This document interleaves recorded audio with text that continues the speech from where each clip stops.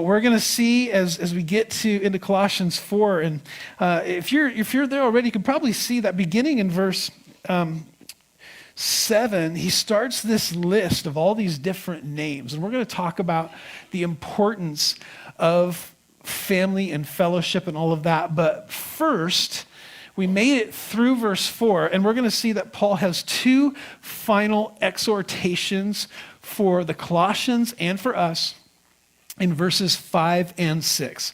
Two kind of closing, hey, here's like what you need, who are outside redeeming the time. One thing that it kind of sounds like it's not very PC, but in the church, there's outsiders and there's insiders. There's them out there and there's us. There's those who are part of the family and those who are not part of the family. My wife worked at Olive Garden. She managed Olive Garden for many years. And that was like one of their taglines is like, when you're here, you're family, right?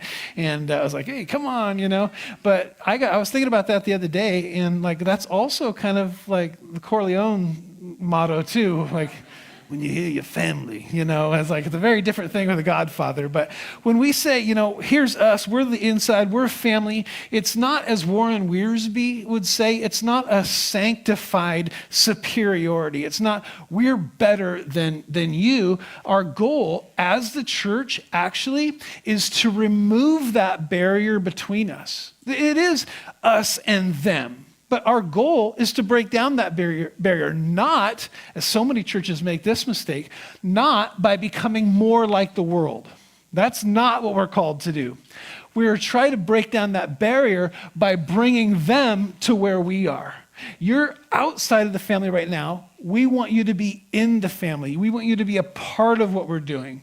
And so Paul says, when we are interacting with the world, we're to walk, and that refers to how we live our lives. It's how we behave. I think the King James Version says our conversation. It's how we interact with the world. He says we're to walk in wisdom. Now, I was joking in the first service, there's two reasons why people don't become Christians. One is they don't know a Christian and have never heard the gospel. Two, they know a Christian and they've seen how they live, right? And so Paul, he's encouraging them to first walk in wisdom.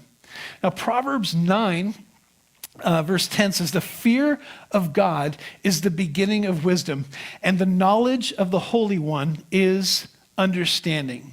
That's Proverbs 9, verse 10. And so Paul encourages us to live our lives in a way that those outside of the family, those that aren't part of here, that they would see, that we see and honor God, that we're living our lives in a way that we're applying the truth of God's word to our life. We're living our lives in a way according to the fear of God and knowledge of the Holy One. It's going to have, when we're doing that, he says it's going to have a positive, it's going to have a reaction in the culture.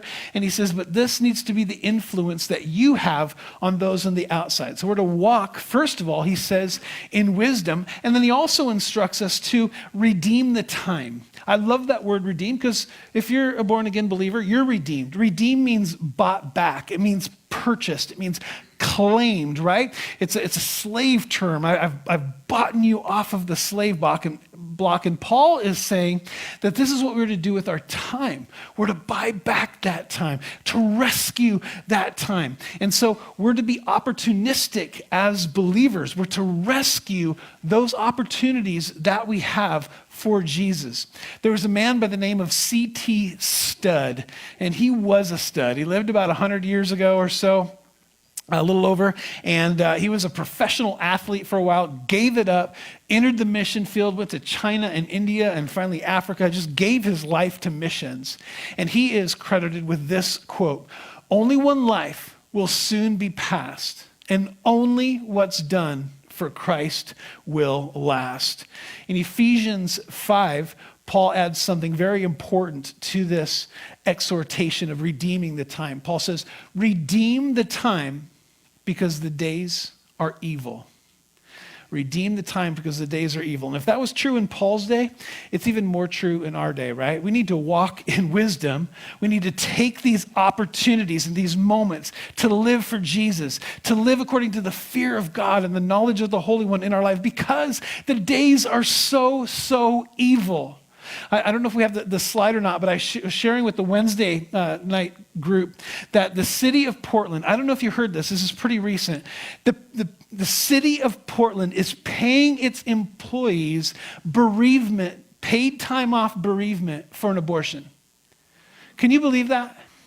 And so the taxpayer not only has to pay for the funding of Planned Parenthood, which does the abortion, they're paying the person getting the abortion time off. Our days are evil. Our days are wicked. And so we don't have time to waste. We have to walk in wisdom.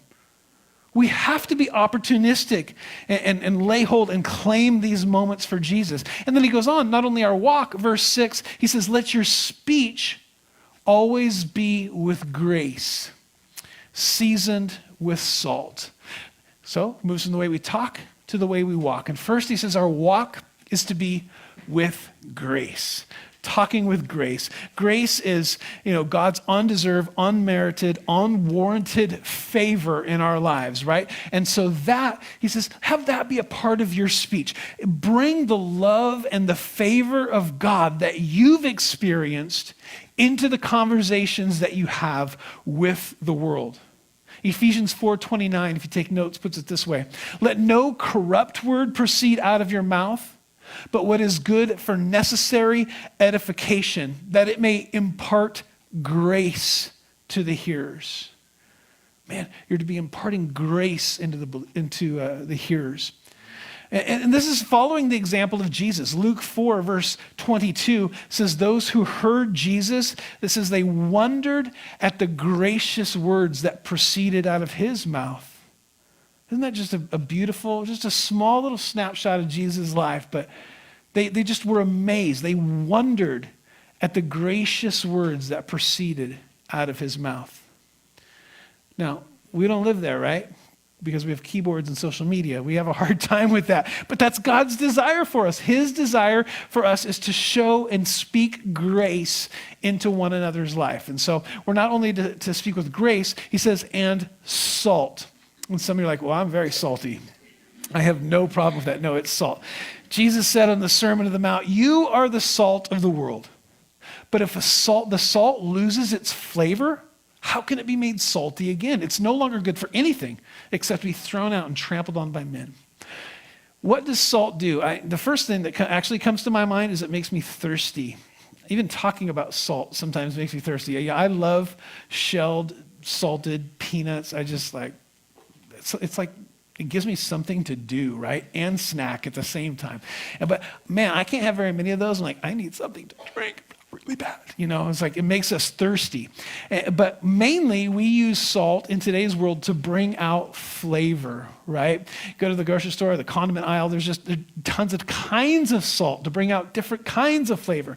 But in the first century, or really throughout human history, the primary use of salt was to preserve food.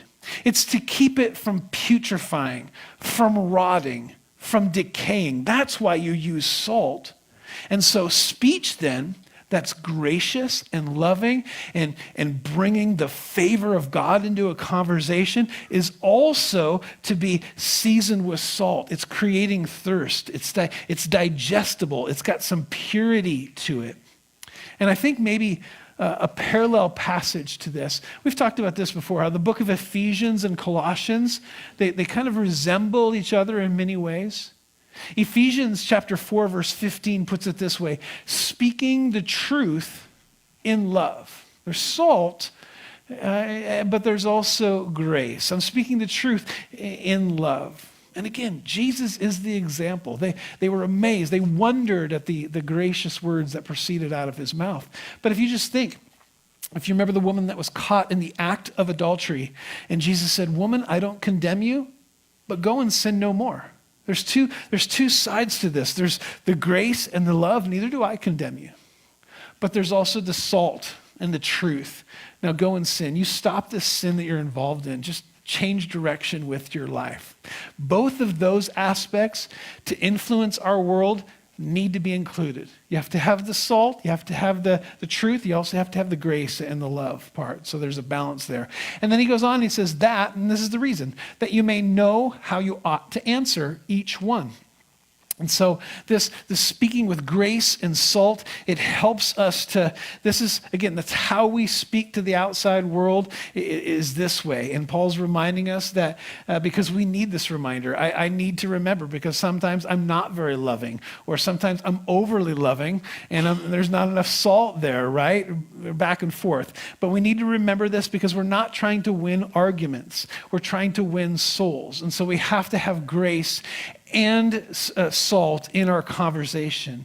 And in fact, again, if you take notes, 1 Peter 3:15 says this. He says, sanctify the Lord God in your hearts and always be ready to give a defense to everyone who asks you for the reason for the hope that is in you.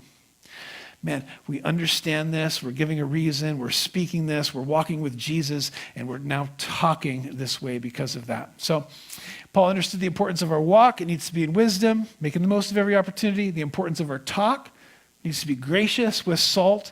And now he's going to close this book and remind us of the importance of being in fellowship. From the very first pages of the Bible in Genesis, the very first chapters, we read that God created man, and he says, it is not good for man to be alone. People need people. People need to be together. They need to be in fellowship. And so Paul's going to mention several folks here. I think there's 10, 11, 12, right around in there, folks that Paul said, these are people that were valuable to me personally, or maybe they're super valuable to you guys in Colossae, or just, man, they're so precious when it comes to the work of the ministry. But here's this list of guys. And he begins in verse 7. And I'll just mention too that if you are expecting, there is some great baby names in here that have not been snatched up yet, you know. I grew up with like 4 Michelles and 5 Amy's in my class. Lots of Jasons are about my age, right? But there is some names here where you don't have to compete with any other kids in your kids' class. Like, it's not, okay, is this Tychicus Morris or Johnson? No, everybody's going to know Tychicus, okay? Tychicus, it's just fun to say, a beloved brother, faithful minister, and fellow servant in the Lord, will tell you all the news about me. We maybe have never heard of Tychicus, but the church could use more men and women like Tychicus. And he's mentioned, again, if you take notes, I don't have this on the screen, but there's other places in Scripture that he's referencing. If you have the time to look them up, it'd be worth your time. He's mentioned in Acts 20, verse 4, Ephesians 6, verse 21, 2 Timothy 4:12, and Titus 3:12. And you'll notice, if you know the links of those books that I mentioned, Acts talks about how he's involved in this missionary journey with Paul. But he's at the end of Ephesians, the end of 2 Timothy, and the end of Titus, because he's the guy that Paul keeps tagging along here at the end that, you need to know this guy. You need to get it. And what he says about him right here is what he's about. Notice what it says. And I love these 3 nouns that are used for Tychicus. He's a brother. He's a minister. He's a servant. And then he's got these 3 adjectives attached to each of those nouns. He's beloved. He's faithful. He's a fellow, man. He's a partner in this. So first of all, we're going to go through these really quick. First, Paul says he's a beloved brother. He's much beloved. He's precious to me. He's endearing to me. He's my brother. And that's part of church fellowship. This is family. This is family. The people around you are your brothers and sisters.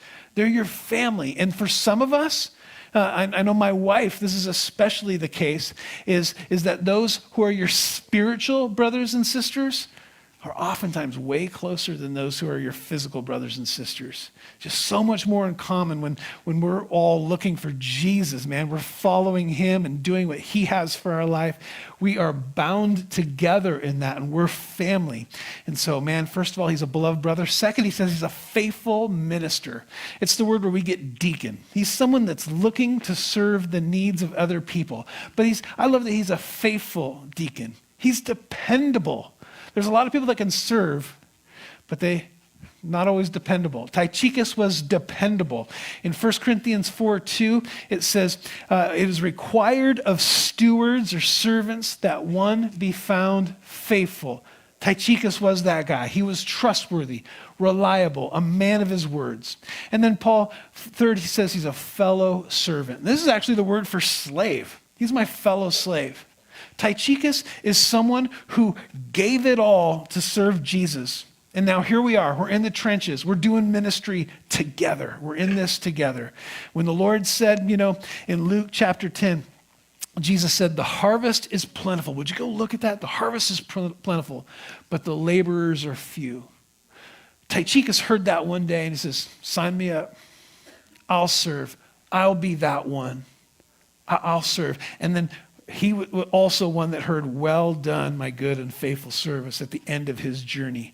And so Paul is sending him, Tychicus, with the letter and to say how things are going with him. And verse 8, I'm sending him to you for this very purpose, that he may know your circumstances and comfort your hearts. And so Tychicus has been all of this to me, a fellow servant, a beloved brother, a faithful minister. But he's been all that to me, but now I'm sending him to you, and he's going to be faithful to share how I'm doing, and he's going to comfort you. He's going to be an encouragement to you guys. And so I love Tychicus. He's behind the scenes. He's only listed in these handful of places. There's no stories written about him, but man, he's so valuable, and the church could use more folks like him, beloved brothers, faithful ministers, and fellow servants, okay? So heading back to Colossae with Tychicus, verse 9, baby name number 2, with Onesimus, a faithful and beloved brother who is one of you.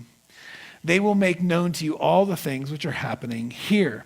Onesimus' name means profitable. He is also listed here as someone that's faithful and beloved to the Apostle Paul. But Paul he just says he's one of you. And this might be a clue for next week. And here's your homework, guys. Your homework is to read the book of Philemon before next Sunday. That's where we're going next. It's a companion book to the book of Colossians. It's just one short chapter. It's just going to take you a couple minutes to read. But when we get to Philemon, when you read Philemon, what you're going to find out is that Onesimus was a slave and Philemon was his master. And so this letter of Colossians is going with the book of Philemon, is being taken by Onesimus and Tychicus to Colossae. And they're going to bring this letter, the book of Colossians, to the church, and it's going to be read publicly. Philemon's letter is going to be read personally. And Philemon is going to hear all about how Onesimus is a brother now. He's not just a slave. He's in the family now. And that means something for you and how you treat him, okay? We'll talk about that next week. But publicly, what we're reading, this public letter, here's all you need to know. Man, he's one of you. You may think Onesimus, that's Philemon's slave, but you also need to recognize this. He's one of you. He's part of the family now, okay? So these guys, Tychicus, Onesimus, are to encourage the church. They're to let them know Paul's present condition. And then along with these two, Paul now mentions 6 folks who are with Paul, and they send their greetings to the church. And we'll go through these pretty quickly. Aristarchus. I do kind of like that name, Aristarchus. It sounds kind of manly. Aristarchus, my fellow prisoner, greets you.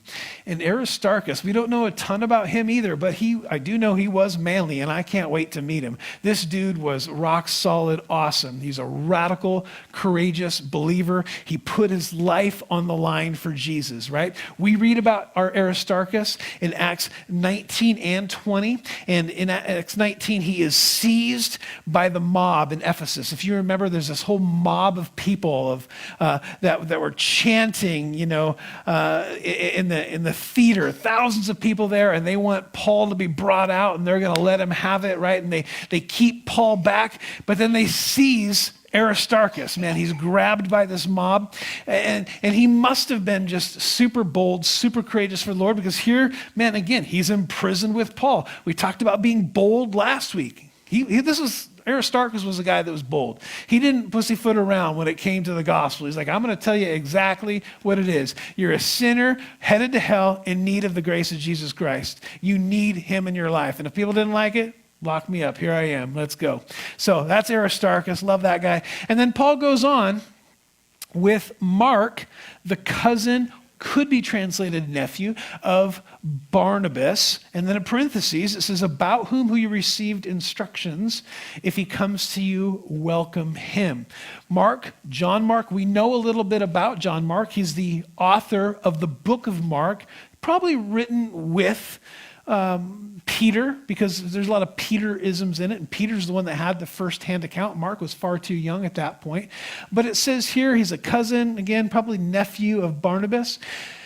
But both Barnabas and Mark accompanied Paul on his first missionary journey. If you remember, back in Acts chapter 13, they left on the first missionary journey, and they get to the island of Cyprus, okay?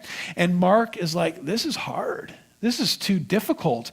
And so it was more than I bargained for. I'm out of here. I'm heading back home. I'm going back to Jerusalem. And so he heads back home. And so when it comes time for the second missionary journey, Paul's like, let's go back and visit all these churches that we planted on the first missionary journey. And Barnabas is like, that is an awesome idea. I'll go get Mark. And Paul's like, no. I don't want that guy. I called him a loser in the first service. I don't think that Paul would have called Mark a loser, but he wasn't happy with Mark, and he didn't want him along. It's like when the going got tough, he just went. He skedaddled. He was out of there. I don't want people like that on the mission field. This isn't grab your backpack and get your passport and we're going to, sightsee and then go visit some natives along the way. No, this is hard work. I need someone that's committed to it. And that guy flaked out last time. I don't want him along. Barnabas is like, that's my nephew you're talking about. This is blood, right? And so actually, Acts 15 tells us, all this is in Acts 15, that a great contention arose, a sharp dispute arose between Paul and Barnabas over the fact of whether Mark would come on the second missionary journey. And Paul just finally put his foot down and says, ain't no way. He is not coming. And so they separated and they went separate ways. And so Barnabas took Mark back to Cyprus, and then Paul said, fine, I wanted Silas anyway. And so he took Silas and went on the second missionary journey. Anyway, if that would have been the end of the story, that would have been pretty sad. Man, these giants of the faith arguing about another guy, and it would be really sad. But Mark proved himself to be faithful, and Paul trusted him again. Somewhere along in that way, by the end of Paul's life, when you read through 2 Timothy, and Paul's like, get my cloak and get my manuscripts, and if you can get a hold of Mark, man, that would mean so much to me. He's such a faithful brother. Something changed. And so Mark became, from this guy that Paul considered, he's just kind of flaked out, didn't mean anything to me, to someone that's so faithful and trusted. Okay? But here, did you notice that Mark comes with instructions? I think that's hilarious. He says, about whom you received instructions. You ever had a friend that needed instructions? I have. Hey, this is my friend Ben. He's obnoxious, but he's got a heart of gold, okay? It's like we all have those people that need instructions, right? Mark was someone that at this point needed instructions, and maybe it's because the church in Colossae is like, wait, we know the backstory. We know that you and Barnabas fought about him. You told us he flaked out on you. And so he says, well, here's the instructions now. Would you welcome him? Would you take him in? He needs a second chance. We all need a second chance sometimes, don't we? Well, he says, give Mark a second chance. Next, verse 11, it says, and Jesus, who is called Justice. That is all we know about this brother right here. But I imagine that there's a reason why it says it's Jesus who is called Justus, because that would have been a challenge in the first century church to be called Jesus, right? The church is like half the time underground, and I just picture like this prayer meeting, and they're praying like, oh, Lord, promise you to come back, and we're just looking so forward to that, and like, can't wait.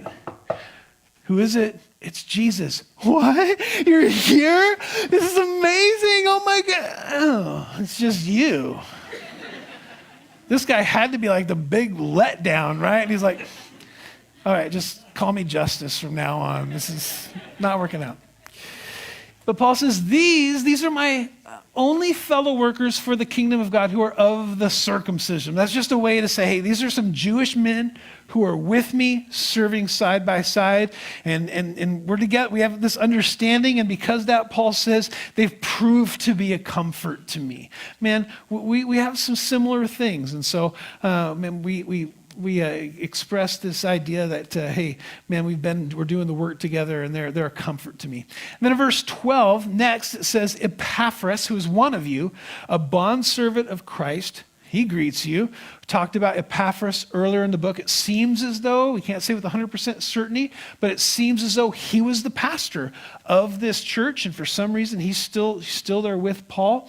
And again, his name is a contraction of two Greek words, and it means with Aphrodite. Aphrodite is Venus, is the god of sex and erotic and all of that, right? And so obviously he grew up with unbelieving parents, and they named him after Aphrodite, right? But like many of you, he grew up with unbelieving parents, but at some point in his life, he said, man, I'm going to become a servant of Jesus. I'm going to follow Jesus, and I'm going to entrust him with my life. But what really impressed Paul was the fact that Epaphras was a praying man. It says that he was always laboring. And that word is where we get the word agonizing. He was always agonizing fervently for you in prayers.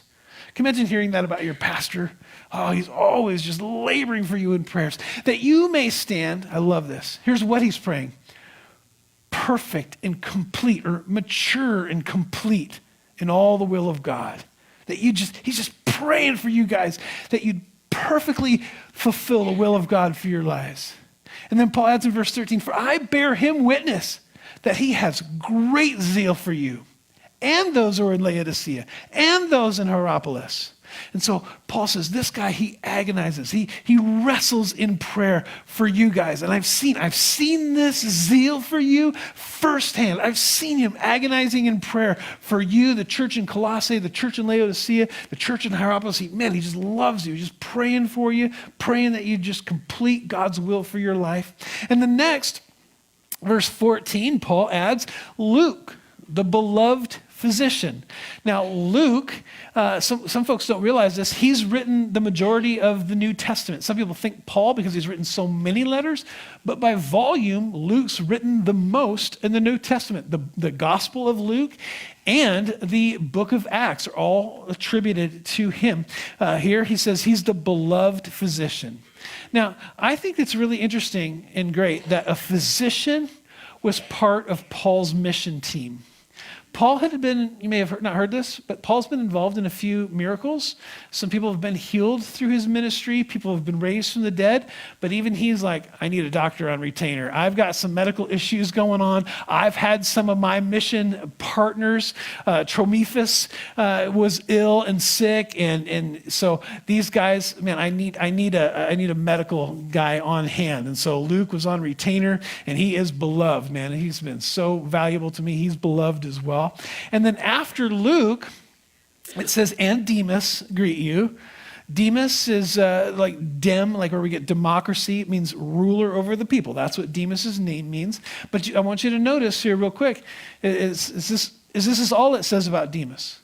Everybody else is like an adjective attached to them. It's got some attribute, something that they are. Everybody else has something positive, but this is just, Luke is the beloved physician, and Demas greet you. And I think it may be that he is on his way out. Because unlike Mark, who we have the story of how he came back into this place of dependency and trustworthiness, we have the opposite with Demas. Demas was on his way out of good graces with the Apostle Paul. At the very end, again, of Paul's life, at the same basically time he's saying, man, Mark is beloved and trusted. In 2 Timothy 4:10, Paul says this, Demas, because he loved the world, he's deserted me and gone to Thessalonica. When I needed him most, here I am. He deserted me because he loved the world. Demas got nearsighted. He lost his eternal perspective. He couldn't look beyond the here and now. And so over time, here's what's amazing to me is we can't live off of someone else's faith. And if you're a younger person here, you have to realize this for yourself. Your mom and dad loving Jesus is not enough for you. It does not matter. You need to make a decision for the Lord. Christianity is not by osmosis. It's not going to rub off on you from the people you hang around. You can show up in church every day of your life and not be a Christian. Demas served side by side with the Apostle Paul. He witnessed the miracles. He heard all the sermons. Perhaps he was there when Paul wrote some of these words in the New Testament. But over time, he lost perspective and he set aside the things of God. He removed himself from service until ultimately he removed himself from the people of God altogether. Sad, sad story about Demas. But at this point, Paul just says, Demas greets you. Paul goes on in verse 15. He says, greet the brethren. Now, moving on to this next group, greet the brethren who are in Laodicea. That's their sister city. It's about 10, 12 miles away. And Nymphas and the church that is in his house. Now, can I just see a show of hands if you have an NIV, ESV, or NASB translation of the Bible? Okay? Yours says something different. Your translation is going to say Nympha and her house instead of Nymphas and his house. It's the same name. It's the female and the male version of the same name. And the only difference in the Greek is an accent mark. And so how it's determined how to translate that depends on what manuscripts that the editors of that translation primarily used. If you use this manuscript, maybe you don't see that accent. If you use this one, maybe you do. It doesn't really matter. Whether it's Nymphas or Nympha, here's what we know. The church meets in their house, so they're hospitable, they're generous, they're just opening it up to whomever might come. And they're also someone of means. They're well-to-do to have a home that would fit these people. So he says, I want you to greet those brethren, that church family, and Nymphas, and the church that is in his or her house. And then verse 16, he says, now when this epistle, this letter is read among you, see that it is read also in the church of the Laodiceans, and that you likewise read the epistle, the letter from Laodicea. So you read your letter, then you swap. You pass it. I wrote them a letter too. You read it back and forth, right? And so it goes on. He says, verse 15, another great baby name, and say to Archippus. We're going to talk a little bit more about Archippus next week. He may have been Philemon's son. Again, can't say with 100% certainty, but notice what Paul says about him. I love this. Say to Archippus. He could say it himself, but he knows whoever this guy is needs to hear it from the church family. This is what he needs to be encouraged of, reminded of. Say to Archippus, take heed to the ministry which you've received in the Lord, that you may fulfill it. This is written to say to Archippus, but this could be said for every single one of us. Insert your name here. Say to you, take heed to the ministry which you've received, that you may fulfill it.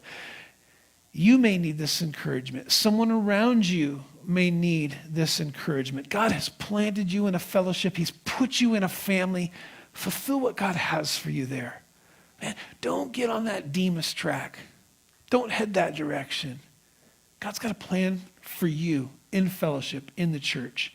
And then finally in verse 18, last verse of Colossians, I've loved this book so much. It's been so great. He says, this salutation by my own hand, Paul, remember my chains. Now, for most all of the letters that Paul wrote, someone else did the writing. It's called amanuensis is the name. That's fun to say, an amanuensis. But at the end of the letter, Paul would sign off, and it was kind of a way to authenticate it. Yeah, I dictated to this person, and they wrote it down, but now I'll grab the quill, and I'll put my name. And I almost picture this right here, where it's like, okay, that's all I have. Let me sign it. And as he goes to grab the quill to bid them farewell, his chains begin to rattle.